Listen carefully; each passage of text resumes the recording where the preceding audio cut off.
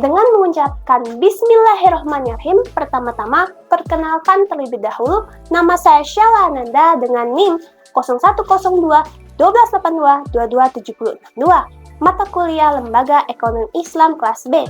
Selamat datang di video pembelajaran kita hari ini.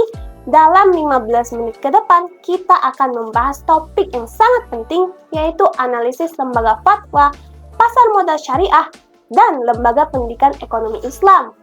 Membangun ekosistem keuangan berbasis syariah yang berkelanjutan. Nah, ekonomi syariah telah berkembang pesat dalam beberapa dekade terakhir. Dengan populasi muslim yang besar, Indonesia memiliki potensi yang signifikan untuk mengembangkan ekonomi berbasis syariah. 3 pilar utama dalam ekosistem ini adalah lembaga fatwa, pasar modal syariah, dan lembaga pendidikan ekonomi Islam. Dalam video ini, kita akan membagi pembahasan menjadi 3 bab utama. Nah, setiap bab akan terdiri dari banyak informasi yang mendalam, memberikan wawasan yang komprehensif tentang masing-masing elemen dalam ekosistem keuangan syariah. Yang pertama ialah lembaga fatwa. Mari kita mulai dengan bab 1, yaitu membahas lembaga fatwa. Lembaga fatwa berfungsi sebagai otoritas yang memberikan panduan hukum dan etika dalam praktik ekonomi syariah, memastikan bahwa semua transaksi dan produk keuangan sesuai dengan prinsip-prinsip syariah.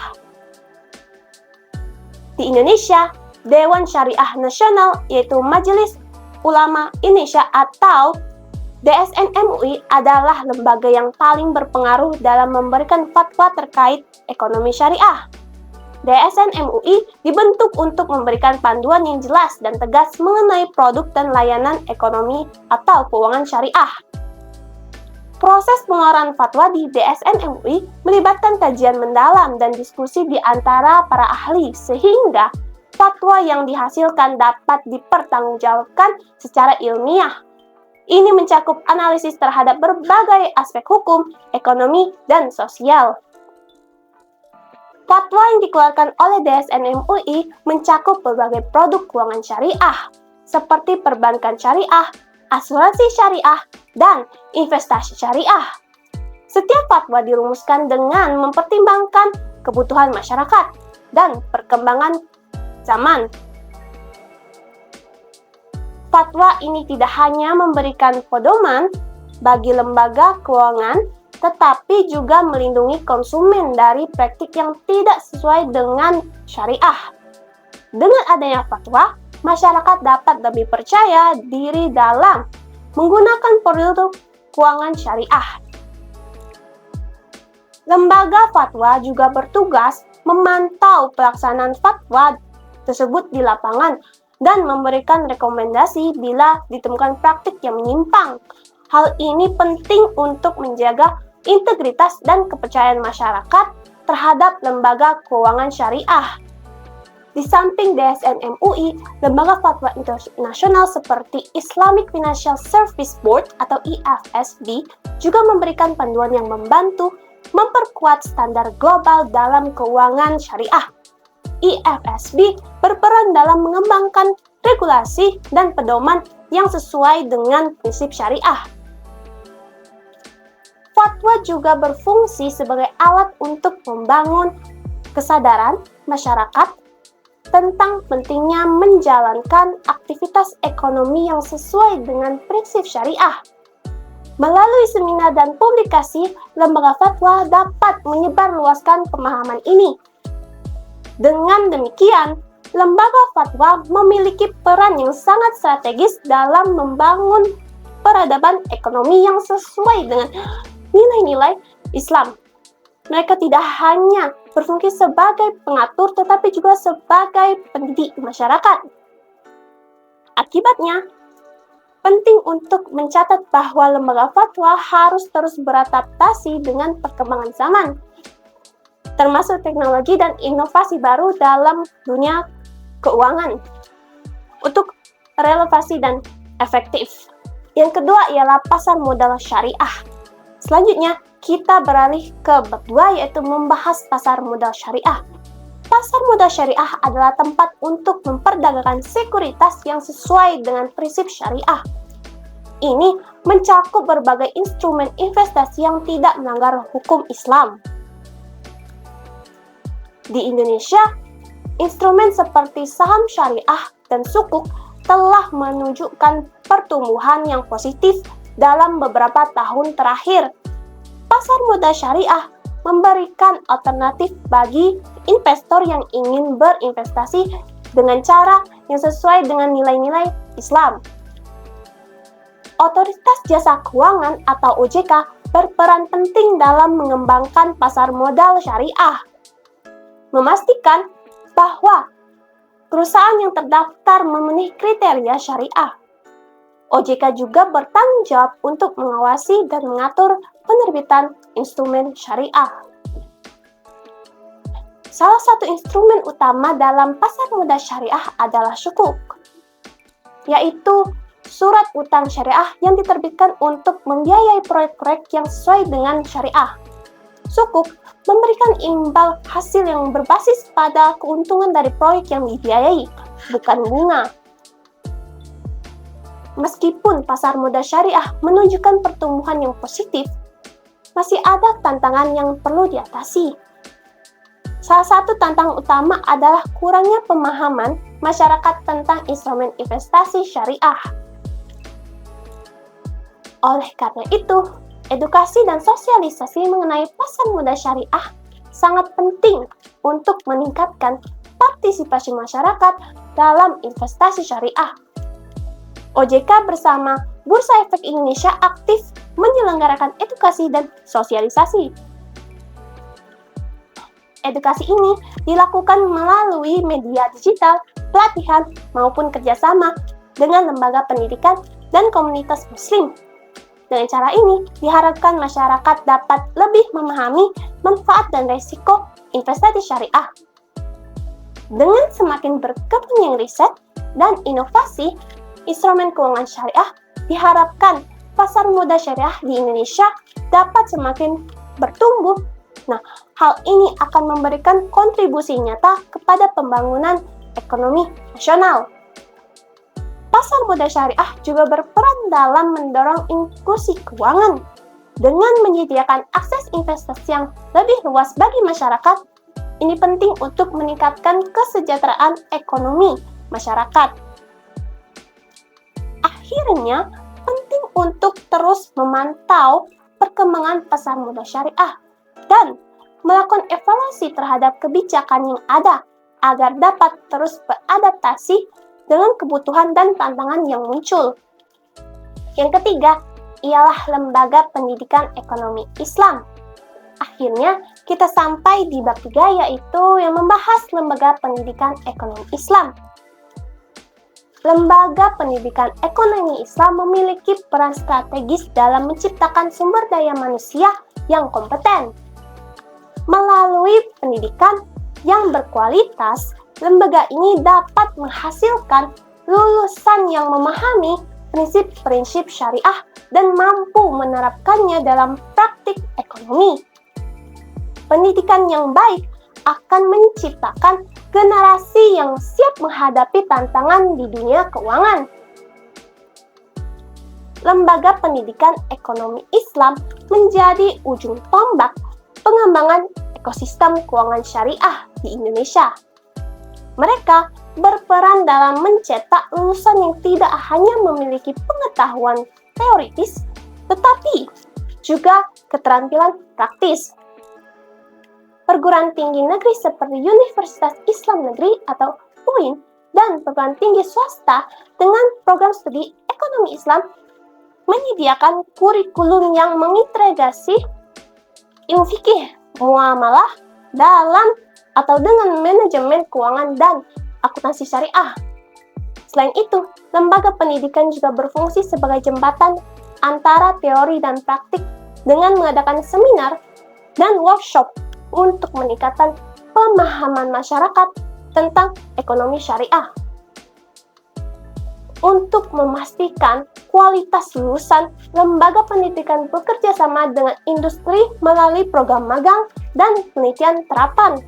Ini memungkinkan mahasiswa mendapat pengalaman praktis dan memahami tantangan nyata dalam penerapan ekonomi Islam atau syariah. Lebih jauh, lembaga pendidikan juga mengkaji inovasi-inovasi ekonomi digital berbasis syariah seperti vintage dan blockchain. Ini penting untuk menjawab tantangan dan peluang ekonomi masa depan. Dengan fondasi pendidikan ini, diharapkan lahir profesional ekonomi syariah yang mampu mengembangkan produk keuangan kreatif dan riset berkualitas, serta kebijakan yang mendukung pertumbuhan ekonomi Islam di tanah air. Lembaga pendidikan juga harus berperan aktif dalam penelitian yang berkaitan dengan ekonomi syariah. Penelitian ini dapat memberikan kontribusi signifikan terhadap pengembangan teori dan praktik ekonomi syariah. Sinergi antara lembaga fatwa, pasar modal syariah, dan lembaga ekonomi Islam sangat penting untuk membangun ekosistem keuangan berbasis syariah yang berkelanjutan dan inklusif. Kita lanjut ke studi kasus lembaga fatwa atau DSM MUI tentang pembiayaan syariah untuk kendaraan bermotor. Dengan latar belakang, di Indonesia, kebutuhan akan kendaraan bermotor meningkat pesat. Banyak masyarakat yang ingin memiliki kendaraan tetapi terkendala oleh biaya yang tinggi. Lembaga keuangan syariah perlu menyediakan produk pembiayaan yang sesuai dengan prinsip syariah. Untuk memenuhi kebutuhan ini, prosesnya ialah Dewan Syariah Nasional Majelis Ulama Indonesia atau DSN MUI melakukan kajian mendalam mengenai praktik pembiayaan kendaraan bermotor. Diskusi dilakukan dengan para ahli fikih, ekonom, dan praktisi keuangan untuk merumuskan fatwa yang komprehensif. Fatwa yang dikeluarkan ialah DSN MUI mengeluarkan fatwa yang mengatur tentang pembiayaan syariah untuk kendaraan bermotor, yang mencakup prinsip-prinsip seperti larangan riba, keadilan, dan transparansi. Fakta atau fatwa ini memberikan pedoman bagi lembaga keuangan syariah dalam merancang produk pembiayaan seperti murabahah atau jual beli dengan margin keuntungan dan ijarah sewa. Dampaknya ialah dengan adanya fatwa ini, lembaga keuangan syariah dapat menawarkan produk pembiayaan kendaraan yang sesuai dengan syariah, sehingga meningkatkan kepercayaan masyarakat. Masyarakat merasa lebih aman dan nyaman dalam menggunakan produk pembiayaan syariah yang pada gilirannya meningkatkan partisipasi mereka dalam ekonomi syariah. Selanjutnya ialah studi kasus pasar modal syariah.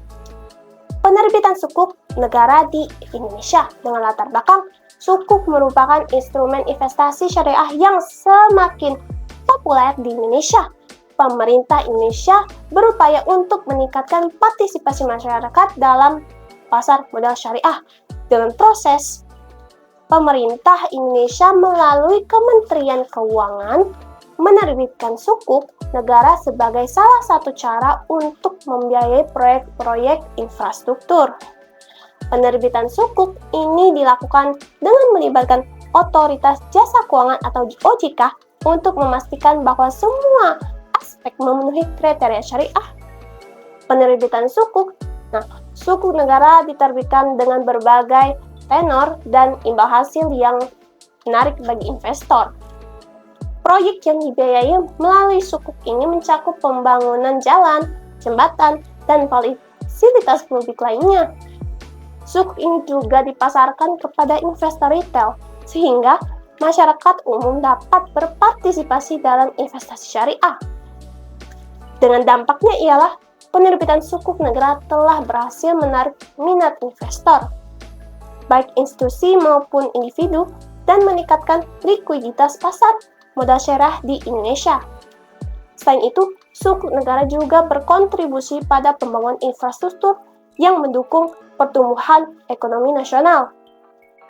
Selanjutnya ialah studi kasus Lembaga Pendidikan Ekonomi Islam, program studi ekonomi syariah di UIN Syarif Hidayatullah Jakarta dengan latar belakang Universitas Islam Negeri atau UIN Syarif Hidayatullah Jakarta memiliki program studi ekonomi syariah yang bertujuan untuk mencetak lulusan yang kompeten dalam bidang ekonomi syariah. Dengan prosesnya ialah program studi ini menawarkan kurikulum yang komprehensif, mencakup teori dan praktik ekonomi syariah, serta penelitian yang relevan dengan isu-isu kontemporer.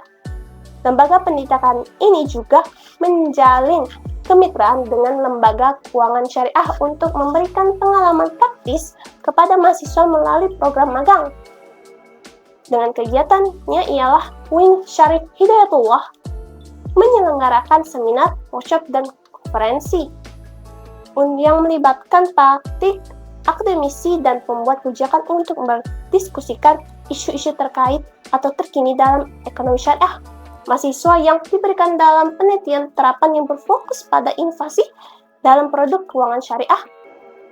Dengan dampaknya ialah lulusan dari program studi ini telah berhasil berkontribusi dalam industri keuangan syariah, baik sebagai praktisi maupun akademisi. Program ini juga berperan dalam meningkatkan kesadaran masyarakat tentang pentingnya ekonomi syariah dan mendorong partisipasi mereka dalam sistem keuangan syariah. Nah, dengan studi kasus ini diharapkan dapat memberikan gambaran yang lebih jelas tentang bagaimana lembaga fatwa, pasar modal syariah, dan lembaga pendidikan ekonomi Islam beroperasi dan berkontribusi dalam membangun ekosistem keuangan berbasis syariah yang berkelanjutan tentunya.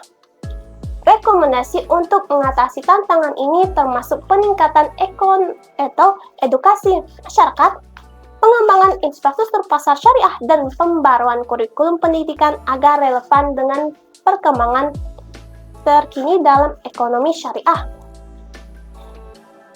Dengan langkah-langkah ini, diharapkan ekosistem keuangan syariah di Indonesia dapat berkembang secara berkelanjutan, memberikan manfaat bagi masyarakat luas. Nah, terima kasih telah menyaksikan video pembelajaran ini. Semoga informasi yang disampaikan bermanfaat bagi kita semua. Sampai jumpa di video berikutnya. Wassalamualaikum warahmatullahi wabarakatuh.